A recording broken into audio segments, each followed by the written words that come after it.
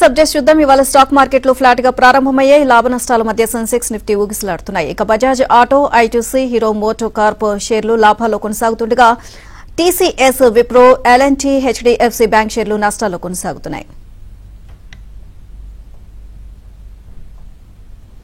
ఈ రోజు మార్కెట్స్ పై వారి విశ్లేషణ తెలియజేసేందుకు బిజినెస్ అనలిస్ట్ రాజేంద్ర గారు అలాగే వివికే ప్రసాద్ గారు లైవ్ లో సిద్ధంగా ఉన్నారు. Good morning sir.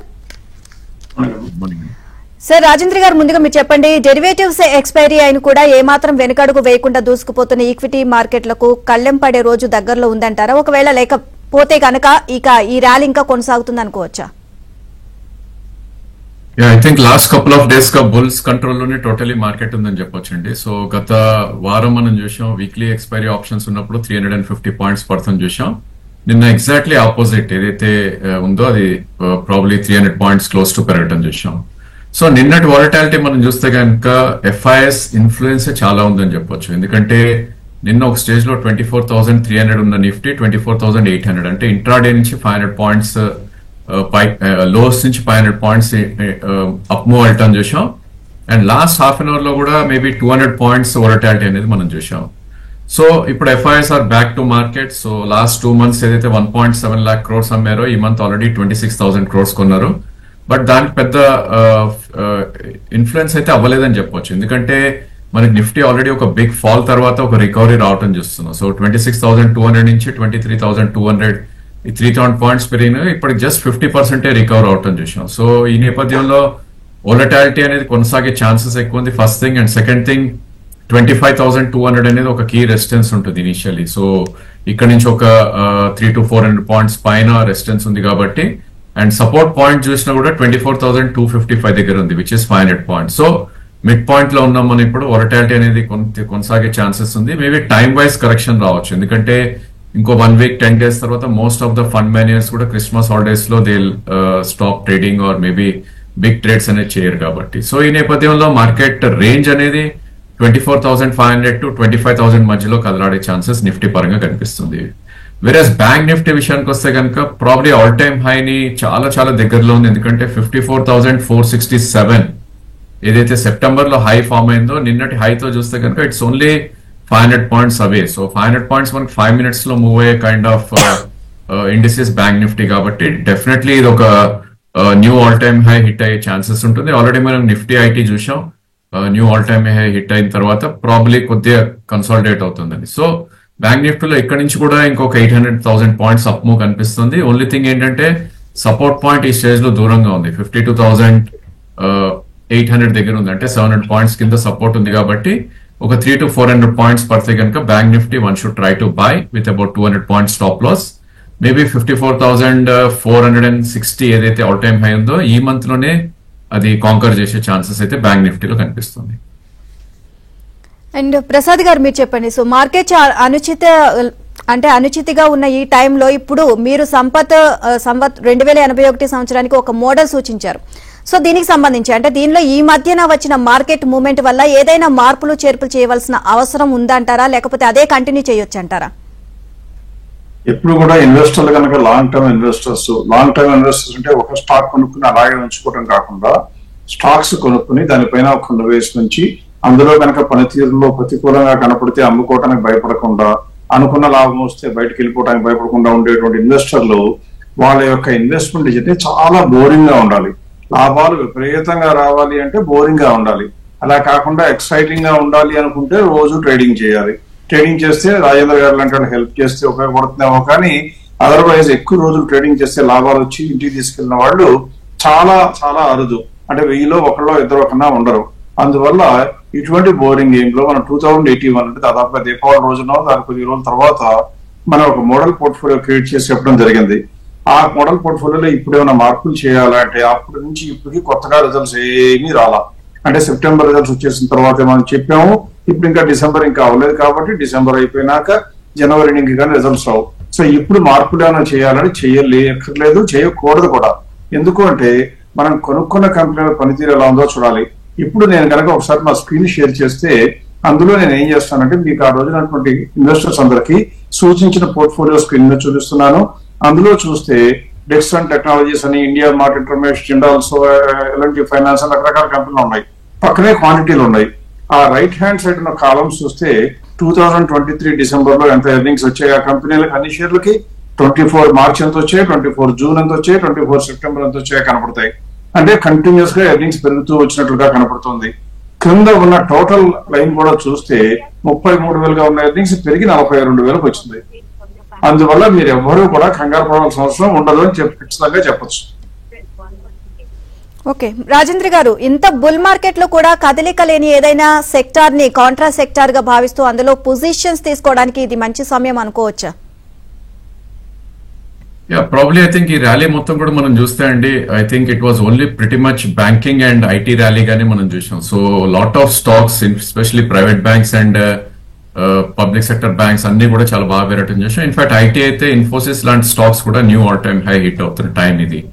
So sector rotation always జరుగుతూ ఉంటుంది మార్కెట్స్ లో. Definitely I think there would be opportunity in weak sectors and beat and down sector లో కూడా పుల్ బ్యాక్స్ అనేది కామన్ గా ఉంటాయి కాబట్టి I think one should try to buy those sector అండి. FMCG of course most of the stocks below 200-day moving average trade అవుతున్నాయి కాబట్టి trading కి వీ డోంట్ సజెస్ట్. బట్ ఎక్కడైతే ప్రాబ్లమ్ ఒక మంచి కరెక్షన్ అయ్యి సపోర్ట్ పాయింట్స్ దగ్గర ఉన్నాయో ఆ space one should try to buy అని చెప్పొచ్చు. సో నా ఉద్దేశంలో మహీంద్రా ఏదైతే 4-wheeler అండ్ ట్రాక్టర్ స్పేస్ లో ఉందో ప్రాబ్లీ ఆ స్టాక్ ఒక మంచి సపోర్ట్ పాయింట్ కి రావటం చూస్తున్నాం ఈ స్టేజ్ లో. సో దీని 20-day మూవింగ్ యావరేజ్ ని బ్రీచ్ చేయలేకపోతుంది. స్వింగ్ లో కూడా ప్రాబ్లీ 2736. సో స్టాక్ ఆల్రెడీ 32 నుంచి కరెక్ట్ అవుతూ ఇప్పుడు 3000 దగ్గర ట్రేడ్ అవుతుంది. వన్ బ్యాడ్ డే ఇది అగైన్ 2800 రావచ్చు. 4 days బ్యాక్ 2900 రూపీస్ ఉన్న స్టాక్. సో ఈ స్టాక్ ని వాచ్ లో పెట్టి మేబీ అరౌండ్ 29 ఆ లెవెల్ వచ్చినప్పుడు one should try to buy అని నా సజెషన్. అదేవిధంగా 2-wheeler space are doing good. So most of the stocks ఏవైతే ఆటో నేమ్స్ లో బిలో 200 వెళ్ళిపోయాయి like Tata motors and all, but 2-wheeler space like Hero and TVS motor ఈ రెండు కూడా ఆగినాయి అని చెప్పొచ్చు ఫాల్. ఇన్ఫాక్ట్ టీవీఎస్ మోటార్స్ అయితే బిలో 200-day మూవింగ్ యావరేజ్ కూడా వెళ్ళలేదు ఈ స్టాక్. సో ఈ స్టాక్ ని కూడా one should try to accumulate అని చెప్పొచ్చు. మేబీ 2950 హై నుంచి ఇప్పుడు 2500 దగ్గర ట్రేడ్ అవుతుంది. ప్రాబ్లీ ఒకవేళ మార్కెట్ కరెక్ట్ అవుతే 2350 కూడా రావచ్చు. సో ఆ ప్రైస్ వచ్చేసరికి ఫుల్లీ ఇన్వెస్టెడ్ ఉంటూ TVS motor and probably I think M&M ఈ రెండు కూడా తీసుకోవచ్చు. అదేవిధంగా pharma space probably I think కొద్దిగా అప్మూ వచ్చినప్పటికీ ఆల్రెడీ చాలా స్ట్రాంగ్ గా ట్రేడ్ అవుతున్న స్పేస్ అది. Especially mid cap pharma names like Laurus and Divis లాంటివి. సో ప్రాబ్లీ ఈ రెండు స్టాక్స్ ని కూడా వాచ్ లిస్ట్ లో పెట్టి 5 to 6% కరెక్షన్ వస్తే కనుక one should definitely accumulate Laurus and Divi's అని మనం చెప్పుకోవచ్చు as per charts. Right Prasad గారు, మీరు చెప్పండి, కరెక్షన్ వచ్చిన తర్వాత మార్కెట్ లో లార్జ్ క్యాప్ షేర్లకు మంచి కొనుగోలు అవకాశం ఉందని మీరు చెప్తూ వస్తున్నారు ఇప్పుడు. అండ్ దీనికి సంబంధించి మనము మీ అంచనా ప్రకారం ప్రస్తుతం ఉన్న మార్కెట్ లో అటువంటి కంపెనీలు ఉన్న టాప్ 5 కంపెనీస్ ఏవో తెలియజేస్తారా ఇన్వెస్టర్లకి? టాప్ 5 కాదండి, టాప్ 10 అయినా చెప్పొచ్చు. కాకపోతే ఇన్వెస్టర్లు అందరూ కూడా గమనించాల్సింది ఏంటంటే వాళ్ళు ఎన్ని కొనుక్కోగలరో కూడా చూడాలి. అంటే మన దగ్గర డబ్బు ఎంత ఉంటుందో దానికి సరిపడ ప్రకారం పిండి కొద్ది రొట్టెలాగా మన దగ్గర డబ్బు ప్రకారం షేర్లు ఎన్ని కొనుక్కోగలమో డిసైడ్ చేసుకోవాలి. సో చెప్పడానికి ఏమొస్తుందంటే ఇప్పుడు కూడా మార్కెట్ లో కొనుక్కోవడానికి అవకాశం ఉన్న కంపెనీలు కనీసం 100 ఉంటాయండి. ఎంత తక్కువ తీసుకున్నా కూడా మార్కెట్ ఎంత బాగా పెరిగిపోయింది అనుకున్నా కూడా కనీసం 100 కంపెనీలన్నా వాటి యొక్క సరసమైన ధరల కన్నా తక్కువలో ఉంటాయి. అందువల్ల ఎప్పుడు ఇవ్వటం కష్టం కాదు. ఇస్తే కొనుక్కోబోయే ముందు ఇన్వెస్టర్లు చేయవలసిన పరిస్థితి ఏంటంటే వాళ్ళకున్న పోర్ట్ఫోలియోలో మనం చెప్పిన కంపెనీ ఉన్న సెక్టర్ లో కనుక ఆల్రెడీ ఎక్స్పోజర్ ఉంటే 20% కన్నా ఎక్స్పోజర్ దాటకపోతేనే ఇది కొనుక్కోవాలి. అంతే తప్ప ఆ కంపెనీల తీరు దారి దానిదే, ఈ కంపెనీల తీరు దారి వేరే కాబట్టి నేను ఏదైనా కొనుక్కుంటాను అనుకోవడం అనేది ఒక రక మూర్ఖత్వానికి నిదర్శనం అవుతుంది.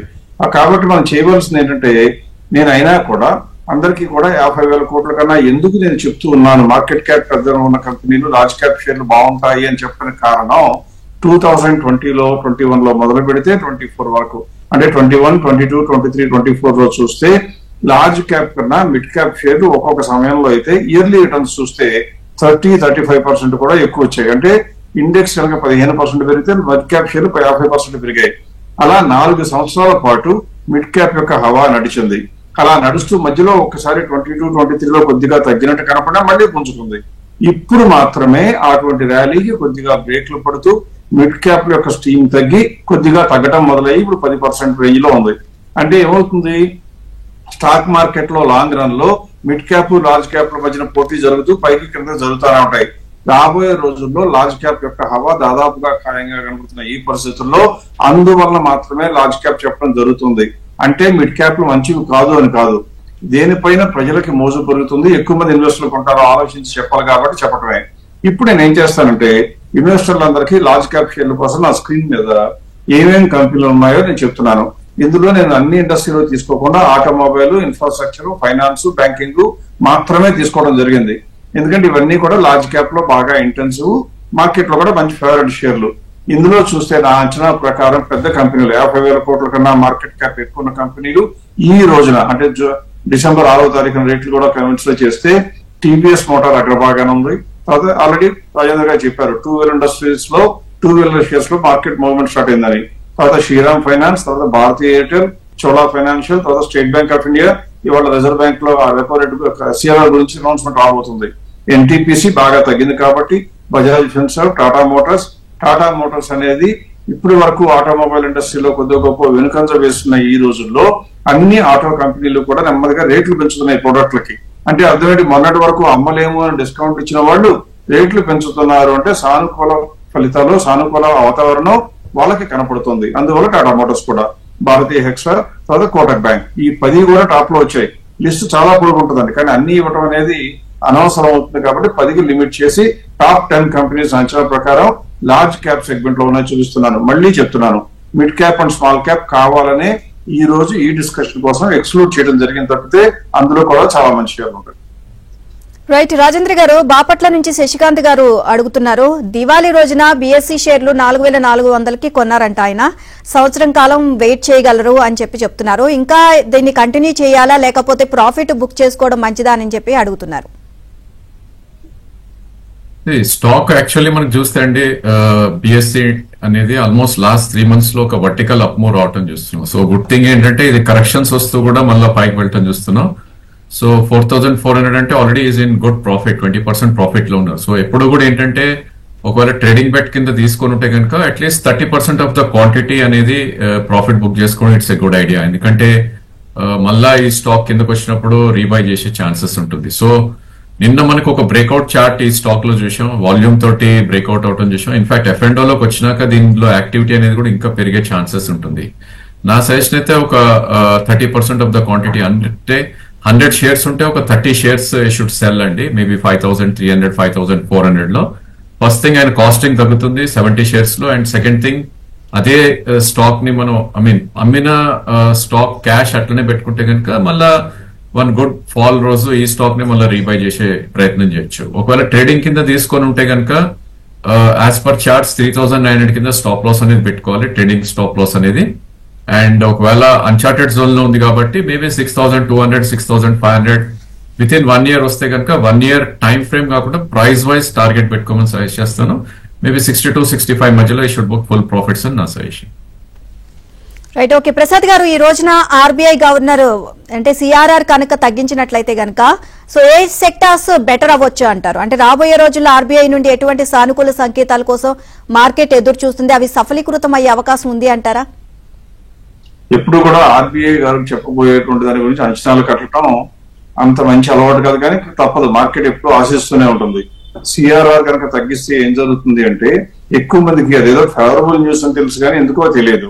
సిఆర్ఆర్ తగ్గించడం క్యాష్ రిజర్వ్ రేషియో కనుక తగ్గించినట్లయితే బ్యాంకులు ఇప్పటి వరకు వాళ్ళ దగ్గర ఉన్న డబ్బుల్లో నుంచి ఇంకా కొంత లోన్లు ఇవ్వడానికి అవకాశం వస్తుంది. ఇది ఎందుకు ప్రత్యేకంగా చెప్పబడుతుందంటే చాలా బ్యాంకులు ఇండియాలో లోన్ టు డిపాజిట్ రేషియో కనుక కంపేర్ చేసినట్లయితే దాదాపుగా 100% దగ్గరలోకి రావడంతో రిజర్వ్ బ్యాంక్ అందరికీ చెప్పింది మీరు ఇంకా లోన్లు ఇవ్వడానికి వీలు కాదు అని చెప్పింది. దానికి 2 మార్గాంతరాలు. ఒకటి, రిజర్వ్ బ్యాంక్ వెసులుబాటు ఇచ్చే సిఆర్ఆర్ తగ్గిస్తే వాళ్ళకి మళ్ళీ అప్పులు ఇచ్చుకోవడానికి అవకాశం వస్తే ఆదాయం పెరుగుతుంది బ్యాంకులకి, అందువల్ల బ్యాంకుల ఫలితాలు బాగుంటాయి. అలాగే ఎన్బిఎఫ్సీలో కూడా బాగుంటుంది. రెండవది ఏం చేశారంటే హెచ్డిఎఫ్సి లాంటి పెద్ద పెద్ద బ్యాంకులు కూడా ఈ లోన్ డిపాజిట్ రేషియోని ఓవర్కమ్ చేయడానికి వాళ్ళ దగ్గర లోన్స్ బయట మార్కెట్ లోకి అమ్మేస్తున్నారు. అంటే కొంత గుంప గతగా 20,000, 30,000 తీసుకుని అవన్నీ కూడా పూల్ చేసి దాన్ని వేరే వాళ్ళకి అమ్మేస్తున్నారు. అలా అమ్మేసినప్పుడు వాళ్ళ యొక్క బ్యాలెన్స్ షీట్ లోంచి లోన్స్ వెళ్ళిపోతాయి కాబట్టి మళ్ళీ లోన్ ఇచ్చుకోవచ్చు. ఇది చాలా హెల్దీ హ్యాబిట్. అంటే మీకు నాకు రిటైల్ ఇన్వెస్టర్స్ అయిన మనం బ్యాంకులో తప్పితే డిపాజిట్ చేయకుండా ఇలా వాళ్ళు అమ్మేసే లోన్లు కొనుక్కునే సౌలభ్యం మనకు వచ్చినట్లయితే మనకి అమాంతం 10-12% కూడా ఇంట్రెస్ట్ వచ్చే అవకాశం ఉంటుంది. అందువల్ల రానున్న రోజుల్లో ఈ క్రెడిట్ ఎక్స్పాండ్ అవుతుంది కాబట్టి ఇండియాలో ఈక్విటీస్ కి దాదాపుగా సమానంగా డెట్ మార్కెట్ కూడా మంచి అవకాశాలు వస్తాయి. 90% నా అంచనా ప్రకారం, అంటే అందరం అంచనా కడుతున్నాం, కొద్దిగా గొప్ప తగ్గిస్తారు. ఇవాళ కనుక తగ్గిస్తే ఖచ్చితంగా రాబోయే రోజుల్లో నెక్స్ట్ పరపతి విధానం అనౌన్స్ చేసేటప్పుడు ఇంట్రెస్ట్ రేట్ కూడా తగ్గిస్తారు.